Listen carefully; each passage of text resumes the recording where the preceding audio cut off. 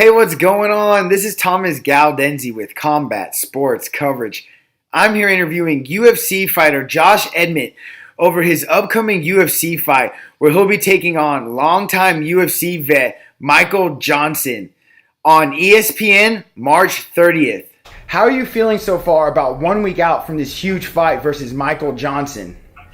I feel good. Everything's kind of coming together. I'm peaking at the right time. Weight's good. I'm feeling sharp, and I'm just stoked to get back in there for my, my fight back. And then, so for everyone that doesn't know, can you tell them where you train out of? I train out of Sacramento, California at Team Alpha Male. And how is that training out of like such a big name team like Team Alpha Male and having someone like Uriah Faber as one of your head coaches and maybe training partners? Yeah, no, it's awesome. I'm fortunate enough. I'm from Sacramento, so I'm lucky that one of the best teams in the world for the lighter weights is in my backyard. So I went in there in 2006, and then I had like a short 3-year layoff when I went away to school to get my degree in wrestle, and I came back 2010. So I've been there, ever since. So it's awesome. It's a co-op. You can't find another room in the world with that many training partners at such a high level, and this is consistently year round. It's not just when people have camps, and it's just we've had world champions, number one contenders. It's just a great room, and everything is it's like a one-stop shop. We have everything. How is that new facility? It looks great.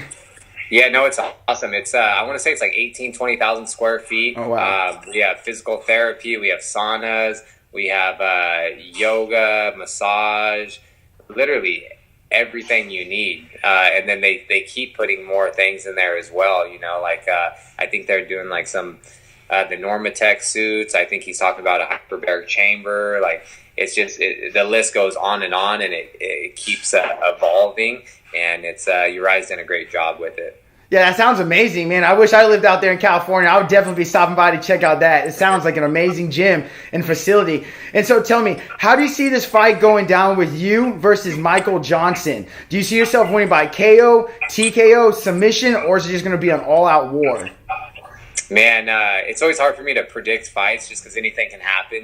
That's the unknowing. That's what I love about it. But I'm willing to go through anything for possibly 15 minutes, and I'm happy to take whatever you just said. I'll take a KO, a TKO, a submission, or a decision.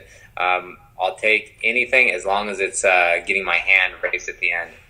That's awesome. I'm definitely cannot wait for this fight. You both like to bang. It seems like you both have great striking. You seem like you might have a little bit more power than Michael. But also for everyone that doesn't know, you're also a very well-rounded fighter. You can also grapple, and you have a great wrestling background. I believe you also wrestled in college and everything. So if you want to maybe tell the viewers a little bit about your wrestling career too. Yeah, but that's my base, my background. I've been wrestling since I was in middle school, wrestled through high school, junior college, and at the 4-year level. So I feel like, I can take people down and grind them out. I feel like I'm a good jiu-jitsu practitioner as well. I've only done one jiu-jitsu tournament, and that was a few years ago. It was the World Championships, and I became a world champion, and no one scored a single point on me. So I have a good ground game as well.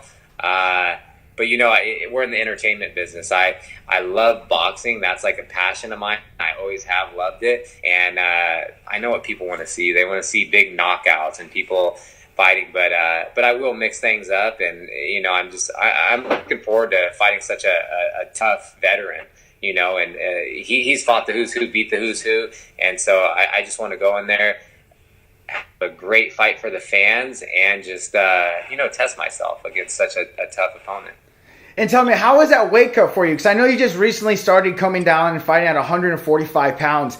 Is that weight cut, you seem like a very strong individual. You seem pretty shredded, so I don't know where you're losing this extra weight at. But how is that weight cut going for you right now, about 1 week out? It's good, man. It's tough regardless. 145 is a challenge to make, but I feel like I just feel like I'm more of an average featherweight, just because my height and everything. Even when I was fighting at lightweight, no one overpowered me at all. but I was just so short for the division, being 5'7", and these guys are they're coming down from a lot, and they're so tall. So I feel like I'm still just like an average featherweight. But I started my diet a long time ago. So I've been like so strict with everything, no cheat meals. I've just been really just dialed in, and everything's going according to plan, and it should continue to go that way throughout fight week. And how much more, if you don't mind me asking, how much more weight do you have to cut about a week out? Typically I do fight week about 20. Oh, wow. Yeah, that definitely does not sound like a good time.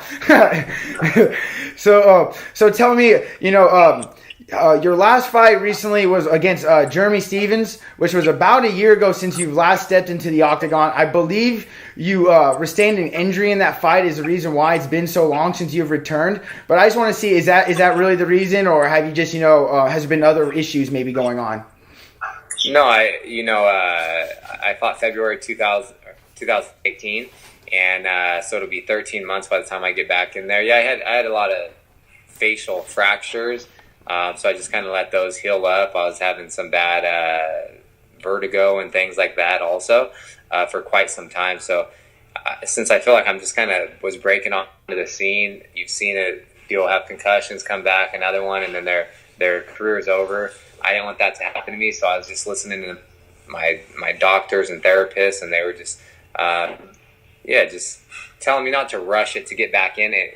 And I, as bad as I want to get back in there so I can make some money and get back to where I was at, it is tough, like, because your health is important. And once I started going back into practice and feeling good, I was just like, man, it's time to book a fight. Like I was hoping my goal was to fight the end of December.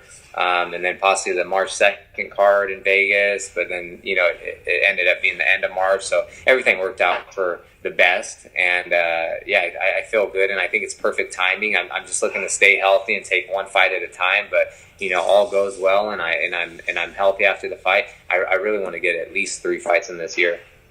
And that's a great point. I do feel like a lot of fighters tend to after they get hurt, like a most person would definitely say, some of your guys' fighters get very severe injuries, and a lot of, like, a normal person would take maybe a year to 3 years off from just doing basic working out. Why I feel like you fighters have to step up and do that, and I definitely think you did the right thing, waiting a little bit longer just to make sure you're still young. You're going to have a long career ahead of you. Why rush it when you don't need to?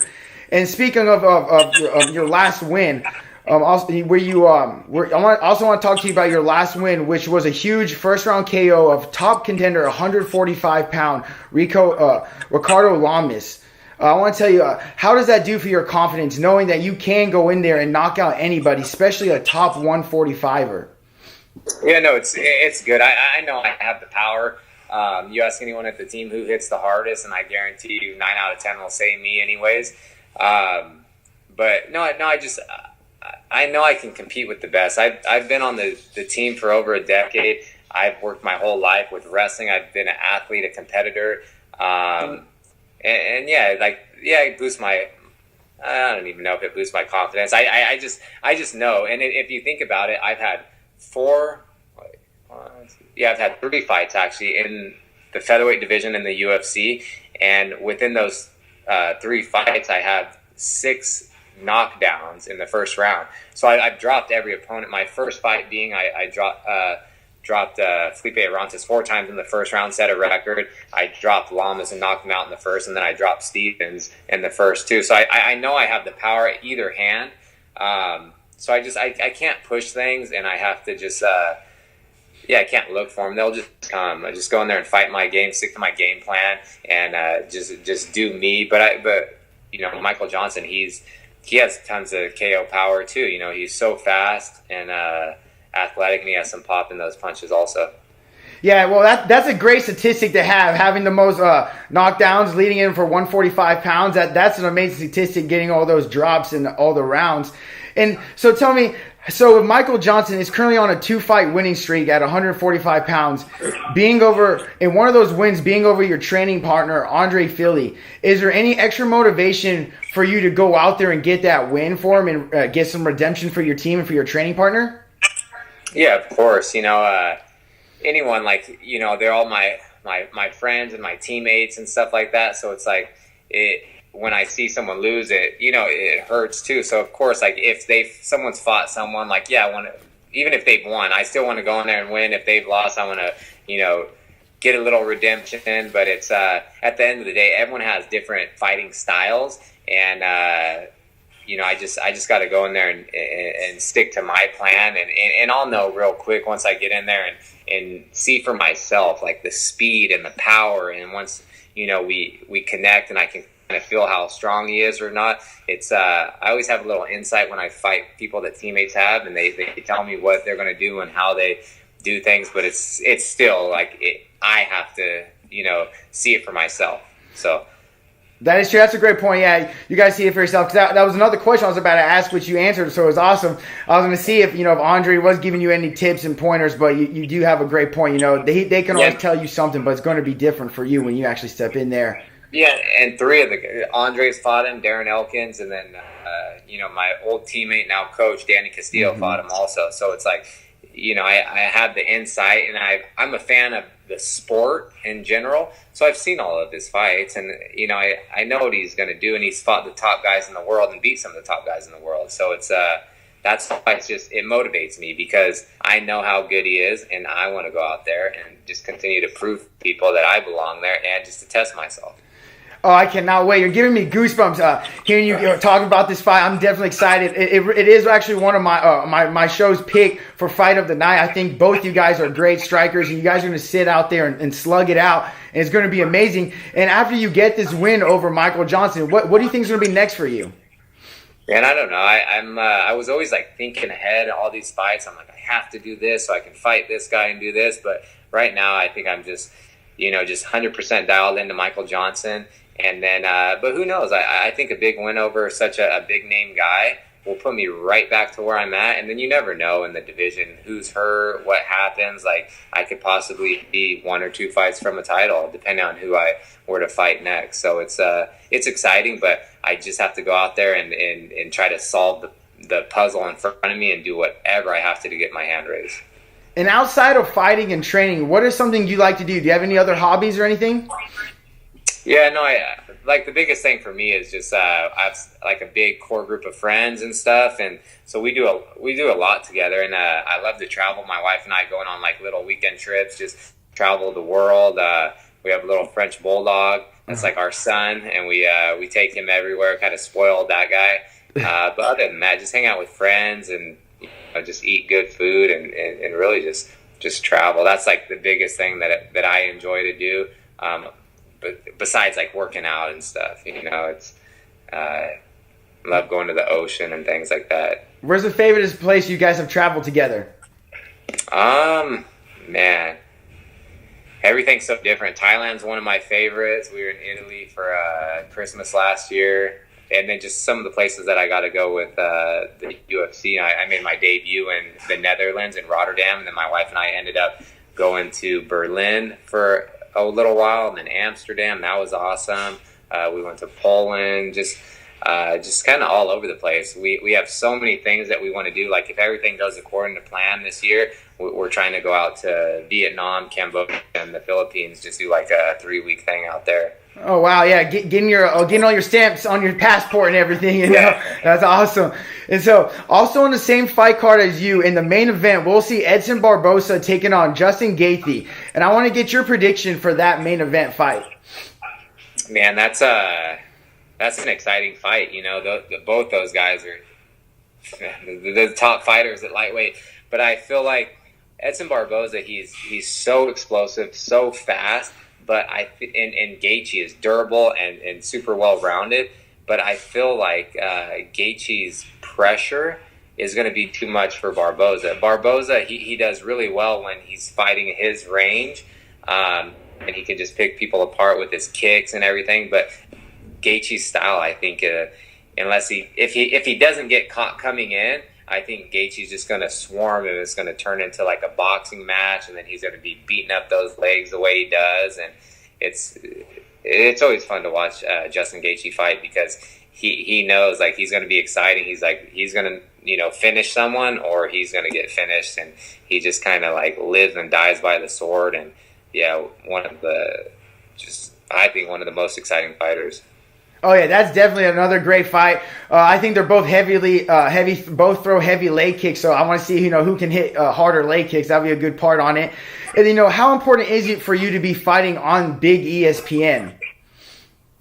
Yeah, it's awesome. I think it's going to reach a bigger demographic because Sports Center. There's so many different fans, and then just being, on ESPN. I feel like it's just going to reach a lot of different people that haven't really, seen mixed martial arts. And it's cool because it's, most people, anyone that has cable, it's free. They don't have to do the pay-per-view.